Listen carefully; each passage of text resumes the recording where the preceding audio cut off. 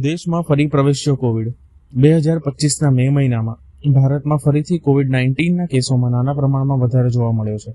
આરોગ્ય મંત્રાલયના તાજેતરના અહેવાલ મુજબ દેશમાં કુલ 257 સક્રિય કેસ નોંધાયા છે, જેમાં સૌથી વધુ કેરળમાંથી 95, મહારાષ્ટ્રમાંથી 56 અને તમિલનાડુમાંથી 66 કેસ નોંધાયા છે.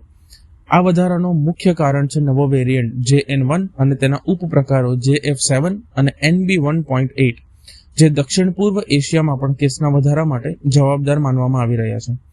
ભારતમાં હાલની સ્થિતિ હળવી છે અને મોટાભાગના દર્દીઓએ 4 થી 5 દિવસમાં સ્વસ્થતાનો અનુભવ પણ કર્યો છે. લક્ષણો સામાન્ય છે, જેમ કે સૂકી ઉધરસ, તાવ, ગળાનો દુખાવો, થાક અને ભૂખનો અભાવ. મુંબઈમાં કોમોર્બિટીઝ ધરાવતા 2 દર્દીઓના મૃત્યુ પણ નોંધાયા છે, જેના આધારે આરોગ્ય અધિકારીઓએ લોકોને આગાહી આપી છે કે વયસ્કો, વૃદ્ધો અને દુર્બળ રોગપ્રતિકારક શક્તિ ધરાવતા લોકોએ ખાસ સાવચેત રહેવું.